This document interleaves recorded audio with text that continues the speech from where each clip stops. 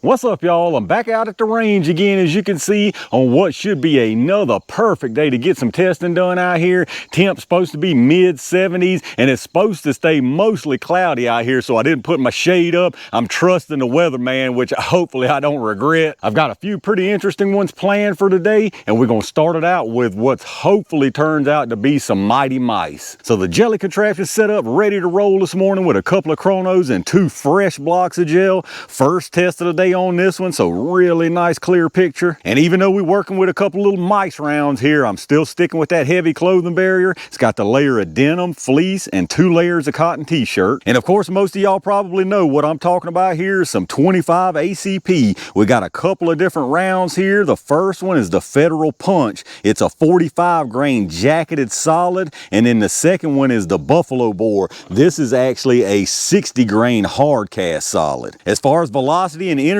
from these, pretty good difference considering what you're talking about here. The Punch is saying 825 feet per second. Now, no test barrel listed for that, so that would give you 68 foot-pounds of energy if you hit that. So really low energy right there. And then the Buffalo Bore is claiming to be basically the strongest, most effective 25 ACP you can get as far as a commercial loading. It's a 60 grain hard cast, supposed to be moving at 850, so heavier projectile and more velocity. So that's going to give you 96 foot-pounds if we do hit that velocity. So you're looking at right at around 40% more energy from this Buffalo Bore. So that's a pretty significant difference when you're talking about these small numbers. Now, as far as the Buffalo Bore test barrel, they list several different ones, so y'all can check those out if you're interested in seeing that. I think the highest they got from a little Beretta. There you can see both projectiles. You punch right here, Buffalo Bore on the right. Very similar look, got that flat nose on it. The Punch is just a plate or a jacketed, and the Buffalo Bore again is just a hard cast. And then as far as the tool I'm using, I only have just a few 25 ACP.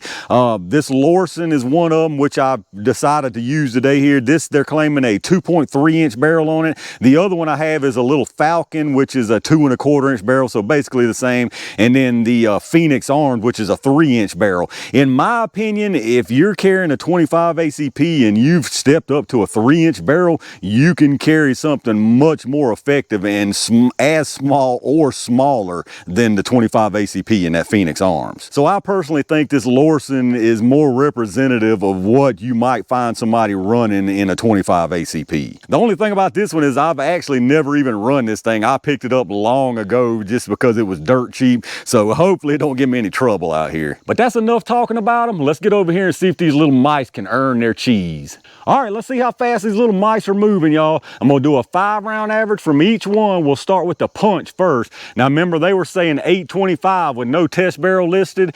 If y'all aren't familiar with this lab radar, like I always explain, you're gonna see multiple velocity readings. The large numbers right here at the muzzle, and then you've got 5 across the bottom. The first one there is set for 3 yards, which is roughly where the gel is here at 10 feet. And then I've got them set for 10, 15, 25, and 50 yards. So let's see what happens. First rounds through the little Lorcin here too, so see if we have any trouble with this thing. I wouldn't be surprised at all. 741. Yeah, they had a misfeed right there already out of the thing. So 741, that's a far cry from 825. I can tell you that right now. I bet these things are all gonna misfeed like that. Yeah, I had another one. 723. Might be better off just single feeding them if, well, that was a failure to eject. I started to use the Falcon because I've used it before and I know it's okay. So, yeah, look, every single one of these are gonna feed like weird like that. We're gonna get through it. We done started it. We're gonna finish it off here. Let me see if I can stay off the slide, if that'll help. No, that didn't help nothing. 786, but as you can see, they are well short of that 825 out of this Lorcin, that's for sure. So who knows what length test barrel they use. There's absolutely no telling.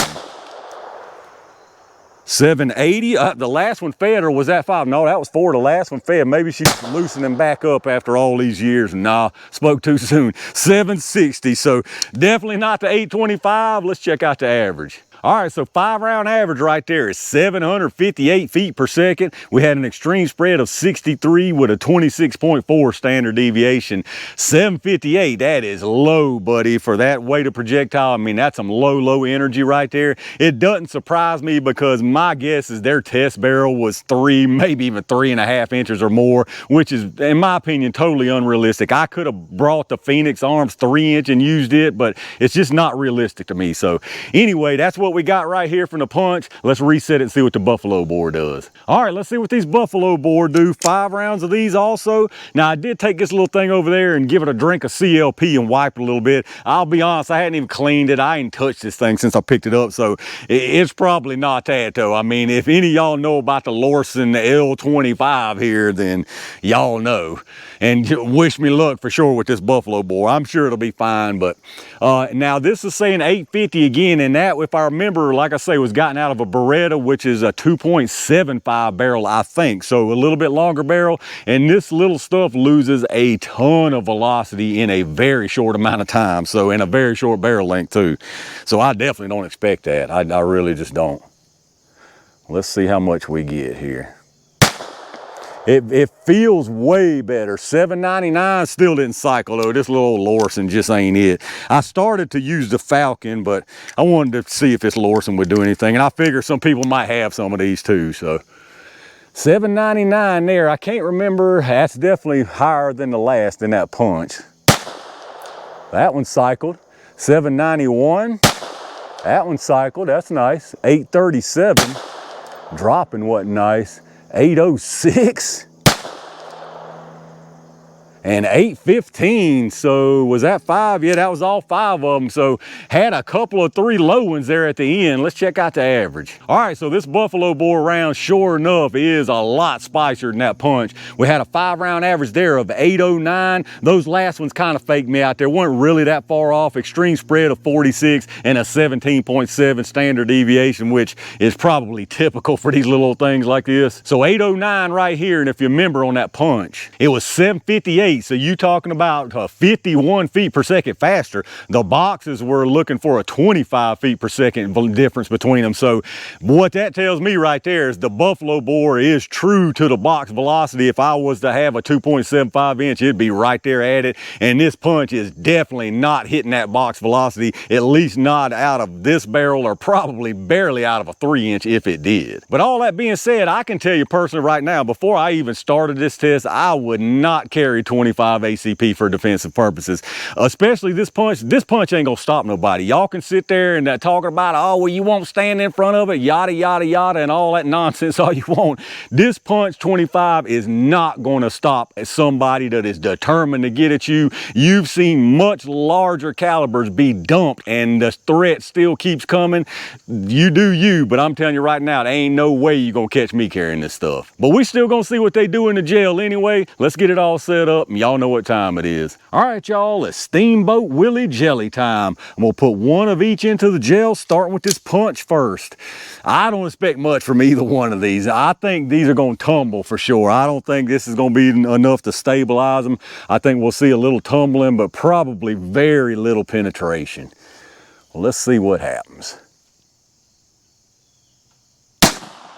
All right, that should have been perfectly placed. Let me go see where it ended up.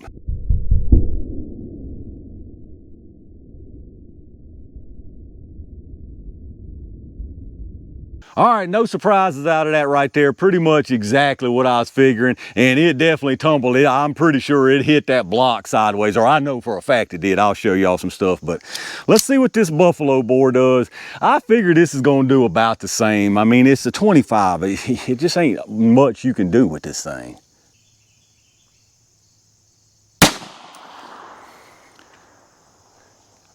Y'all, I think I put that in the exact same spot. Let me go see what I got.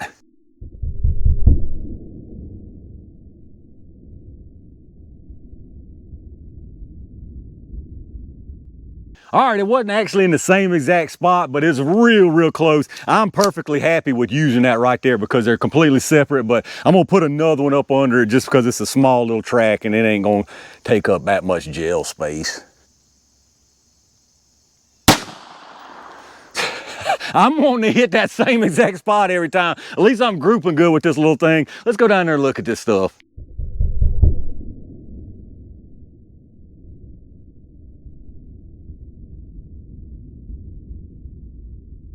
All right, let's take a look at this down here, y'all. Really nothing at all exciting from either one of these, just simply because of what this is. I hate to keep going on and on about the 25 ACP, but again, it just is what it is. This stuff is just simply too underpowered for really good performance for defensive use. That's just a simple fact. But anyway, what we got here is pretty much the same performance in the gel from all three of these. Now, the two buffalo bore, you can see a little bit of extra disruption because of a little extra energy, but in either case you're getting the performance that we can get from a doggone 22 LR punch round. I mean, literally right there at the same energy, more energy than the punch, and then right there at the same energy with this buffalo bore. So it really just doesn't make any sense to me, y'all. But again, they all three look very, very similar, and all three of them tumbled, and I can guarantee you they all three hit the block sideways because the entrance holes was not clean. I mean, it just ripped the denim going in there, and even when I put a couple of rounds on paper just to kind of get my point of aim, I could tell they were basically keyholing. So probably right there they were already tumbled, got that out of the way, and then they just kept on going backwards. And as far as penetration, they all three look exactly the same. I mean, there's not a 1/16 of an inch difference in any one of those. But let's get a measurement, and then I'll show you some different angles so you can get a better picture of the disruption. All three of them, I'm telling you, they're exactly the same. All three of these things went to 8.5 inches. They're exactly at 8.5 inches. All three of them lined right straight up. And then here's a close-up look from the side, which is not going to show you a whole lot extra from what you're already seeing. The overhead view is what's really going to show you all three separated. And then, like I say, if you follow the penetration, I mean, they're exactly the same. There is no difference in those things. And as you can see, all three projectiles sitting there backwards. And then here from above, as you're looking at it, that middle one is the punch. So depending on the angle you look at it, you can see they're really, really close, but definitely there's a little more disruption on that buffalo bore. Follow them on through here, and again, there's all your projectiles sitting backwards, but trying to give you just some different angles so you can see that that punch, you see it. I think you can see it pretty good right there.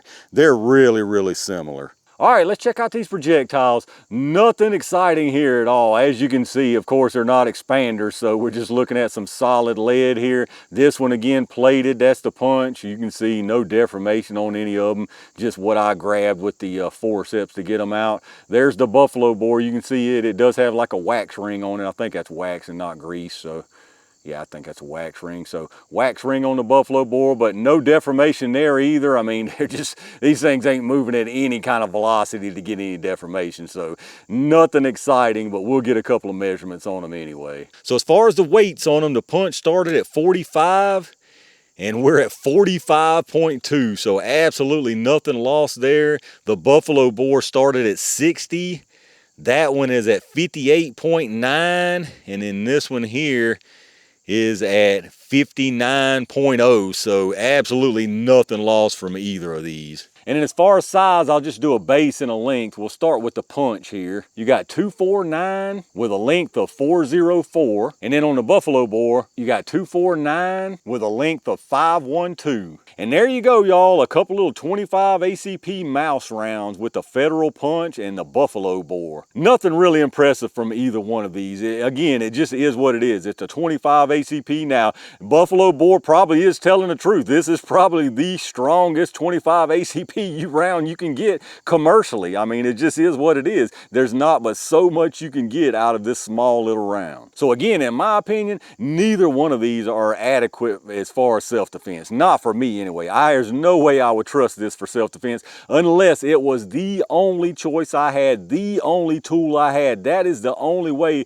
I would carry this 25 ACP or any other 25 ACP, because again, there are way better options now available that are lighter, as small or smaller than the tools that run this stuff, and way more capable as far as performance. All right, y'all, I'm gonna call it right there for some pretty underwhelming performance to start out the day. Again, this isn't necessarily a reflection of the rounds and these makers of these rounds themselves. In this case, it's just 25 ACP. It just is what it is. Just think about this. This buffalo bore performance out here was fantastic for 25 ACP.